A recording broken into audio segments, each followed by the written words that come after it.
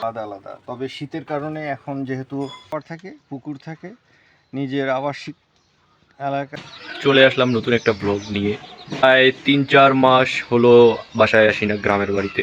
আমি আপনাদের আবারও দেখানোর চেষ্টা করব আমার বাবা কি কি নিয়ে কাজকর্ম করতেছে। Let's go.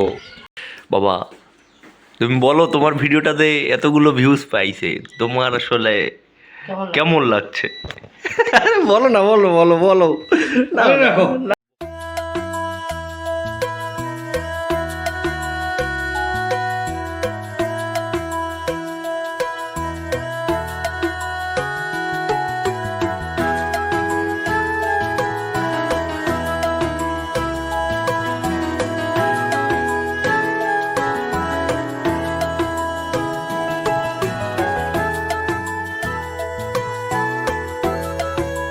বাবা, তোমার এই হাঁস মুরগি লালন পালন করতে কতদিন সময় লাগছে একটু যদি বলতে। সময় লাগে না, এগুলো বাসায় যদি খাবার থাকে, পুকুর থাকে, নিজের আবাসিক এলাকায় সুন্দর করে ঘর দিয়ে এখানেই সব কিছু লালন পালন করা সম্ভব। এই যে যদি আমরা নিজের অ্যাবিলিটি থাকে, নিজের সব কিছু তাদেরকে দেখভাল করার মতো জিনিসগুলো সঠিকভাবে থাকে তাহলেই হবে। এই যে ভুট্টা, এই যে হ্যাঁ, ভুট্টা লাগানো হয়েছে। আমাদের জমি কোনটা কোনটা একটু দেখাই দাও হাত দিয়ে। হ্যাঁ, এই যে বাউন্ডারি ঘিরা আছে, হ্যাঁ, হ্যাঁ। এই যে বেড়া দেওয়া আছে, এই যে এখান থেকে ওই যে মানুষ দেখা যাচ্ছে কাজ করতেছে, ওগুলো হলো সব। আচ্ছা, পানির কাজ, শেষ কাজ চলতেছে। এটা খরচ কেমন হয়েছে এই ভুট্টা লাগাতে, একটু যদি আইডিয়াটা দিতে। খরচ তো অবশ্যই আছে, খরচ কেমন নাই। কারণ এবার ভুট্টার বীজের দাম বেশি, 1 কেজি ভুট্টার দাম 900 টাকা। তারপরে হাল চাষ, তারপরে হাজিরা, মানুষ দ্বারা এগুলা লালন পালন করা, অনেক টাকার দরকার আছে। যদি ঠিকভাবে ফলন হয় তো ইনশাল্লাহ এগুলোতে আবার লাভবান হওয়া যাবে।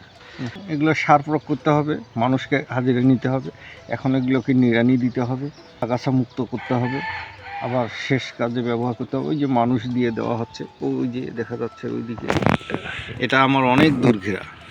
হাঁস থাকবে, মুরগি থাকবে, ছাগল থাকবে, খাসি আর কি। আমার মিন্টু আর ঝন্টু আছে। এর নাম হলো পিন্টু। এই যে এক কালো, এ ঝন্টু। ঝন্টু আসো। এই যে মিন্টু আসি গেছে।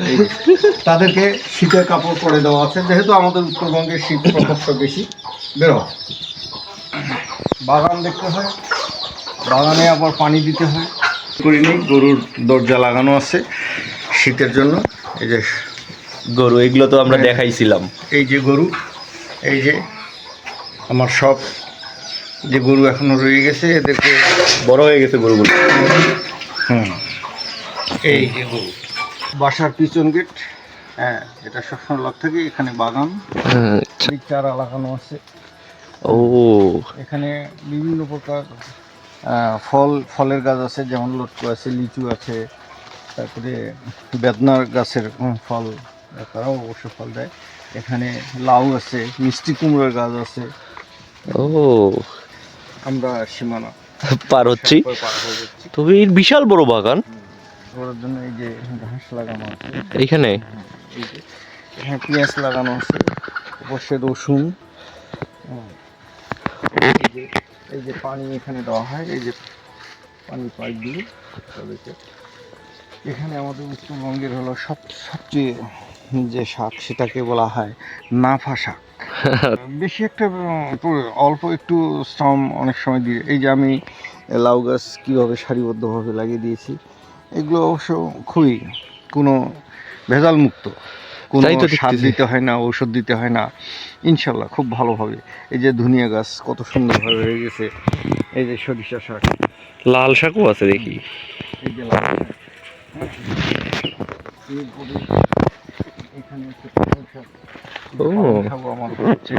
এখানে মরিচ লাগানো আছে, বেগুন গাছ লাগানো আছে। এগুলো যখন শেষ হয়ে যাবে, এগুলো যখন উঠে যাবে এই শাক, তখন আবার মরিচ এবং বেগুন আসে যাবে। এটা মাথার ভিতরে একটু রাখতে হবে যে জমিটাকে পরিচর্যা করে এটাকে ফেলে রাখা যাবে না। তাহলে তো তোমার দিন ভালোই কাটতেছে, তাই না বাবা? হ্যাঁ, আমি মোটামুটিভাবে এইগুলোকে নিয়ে একটু দেখাশোনা এবং লোক দিয়ে না, তোমার এর আগের ভিডিওটা কিন্তু ভিউজ হয়েছে প্রায় 4000 এই যে মানুষ। লেবু গাছ আছে, লেবু বাগান। তো মানুষ যে 4000 মানুষ দেখছে, তোমার আসলে অনুভূতি কেমন বাবা? হ্যাঁ, মানুষ হয়তো বুঝতে পারে যে না, এরকম কিছু উদ্যোগটা যদি মানুষ ভালো কিছু মনে করে তাহলে হ্যাঁ আমার কাছেই ভালো।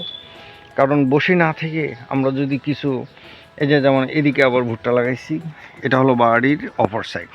পূর্বেরটা যা দেখলেন এটা হলো ফ্রন্ট সাইড, এটা হলো ব্যাক সাইড। এই ব্যাক সাইডে হলো আমার এই যে ভুট্টা, একদম রেল লাইন। আমাদের পুকুরটা এই এটা যে পুকুর, ওই যে বাউন্ডারির এখানে পুকুর, পাশে একটা মসজিদের কার্যক্রম চলছে, সেটাকেও অবশ্য দেখাশোনা করি। যে সভাপতি দেখে আছি, আমাকে গ্রামবাসী রাখছে, কারণ এই মসজিদকে আগে ছিল 3 শেড, এখন এটাকে সাবধানে দেওয়ার ব্যবস্থা করতেছি। লাল শাকগুলো যে অবশ্য ফেলছি, ঘন হয়ে গেছে কিছু, তো যাই হোক উঠায় ফেললে আমার মোটামুটিভাবে ভালো হবে। বেশি কিছু কাজ করতে হয় না এখানে, মোটামুটিভাবে নিজেও একটু দেখাশোনা করতে হবেই, এর কোনো বিকল্প নেই। আর মানুষকে একটু ডিসিশন দিতে হবে কোথায় কোন জিনিসটা লাগাইলে সঠিকভাবে হবে। তবে সেই ক্ষেত্রে এই যে আমার সুপারি বাগানে সুপারি চারা আছে, ফল, আম গাছ আছে, কাঁঠাল আছে, সব কিছু আছে মোটামুটিভাবে। তো সেই ক্ষেত্রে একটা মানুষ হিসেবে যদি আমরা বেঁচে থাকতে হয় দুনিয়াতে, ইনশাল্লাহ আল্লাহ যদি আমাদেরকে রাখে, তাহলে সেই ক্ষেত্রে সব কিছুরই প্রয়োজন আছে আমি মনে করি। তো সেই ক্ষেত্রে যারা হয়তো দেখবেন, যারা শুনবেন, তাদেরকে কিছু না কিছু এটা অবশ্যই ভালো লাগবে। বসে না থেকে, বাজারে আড্ডা না দিয়ে, মানুষের সঙ্গে, অসৎ মানুষের সঙ্গে গল্প গুজব না করে, এগুলোর সঙ্গে জড়িত এবং সৃষ্টিকর্তাকে স্মরণ করে ইনশাল্লাহ ভালো থাকা যায়।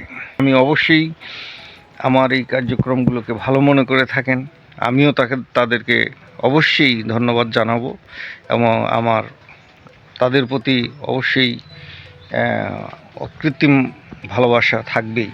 কারণ এই যে আমি এই যে পরিচর্যা করি, এইগুলো পেঁয়াজ প্রতিটি মানুষে চায় যে তার নিজস্ব কিছু ভালো কিছু নেওয়ার জন্য। তো আমার এই দিকটা দেখে কেউ যদি মনে করে ভালো কিছু, তাহলে আমিও তাকে ভালো বলবো, সেও তো ভালো কিছু করতে পারে না এমন কোনো মানুষ নেই। চেষ্টা অবশ্যই ভালো করার মতো অনেক কিছু করা থাকে।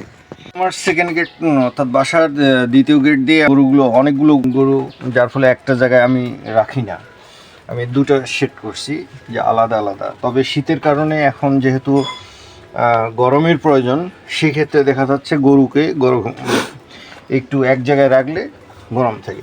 এই যে এটা বাহিরের নলকা করে দিছি, যাতে আমার পানি নিতে কোনো সমস্যা হয় না। এতে গরুগুলোকে এখানে পট যদি আমরা দিয়ে দিই, তো গরুগুলো এখানে ছোট ছোট যে বাচ্চাগুলো আছে গরু, সে বাচ্চাগুলো পানি এখানে পান করে। আর এপাশে আমার হলো বাউন্ডারি করা আছে মোটামুটিভাবে, এই যে খড়ের পালা। এটা তো আগের ভিডিওতে আমরা দেখাইছিলাম। এই না, এটা আমার এখন নতুন যে আমন ধান আসছে, তার হলো খড়ের পালা। এখান থেকে আমার অনেক বড়, যার ফলে আমাকে আর এখানে খড় কিনতে হচ্ছে না। আমার নিজের জমির থেকে এই সমস্ত খড়ের, কিন্তু আমার অন্য কোথাও জমি বা মানুষের কারণ না, নিজস্ব। এই যে ছোটো বাচ্চাদের যে গরুগুলো আছে, তাদের জন্য আলাদা এখানে খাওয়ানোর ব্যবস্থা করা আছে। পাশে এই যে দেখতে পাচ্ছেন বিল্ডিং ঘর, এটা কিন্তু আমাদের একটা বালিকা বিদ্যালয়, যা মাঠ সংলগ্ন আর কি। আমি এখনো এই ঘরটাতে আমার গরু আর কি, অন্য গরুগুলো থাকে, যেগুলো হলো গাভী টাইপের গরু, সাধারণত ওদেরকে এখানে রাখা হয়।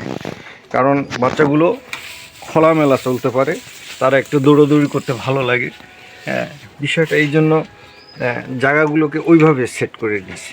আমি একবারেই এক জায়গায় আবদ্ধ জিনিসটাকে, যে কোনো জিনিস না হোক না কেন, তারা কম পছন্দ করে।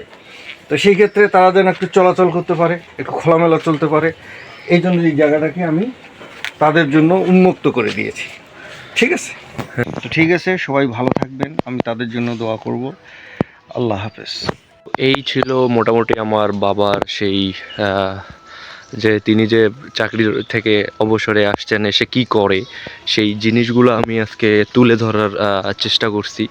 এর আগেরবারও একটা ভিডিওতে তুলে ধরেছিলাম, আবার আসলে সময় কেটে যায়। আজকের মতো এখানেই শেষ করছি। সবাই ভালো থাকবেন, সুস্থ থাকবেন, সাবস্ক্রাইব করে আমার পাশে থাকবেন। এখন পর্যন্ত ভালো থাকুন, দেখা হবে নতুন কোনো ভিডিওতে। আসসালামু আলাইকুম।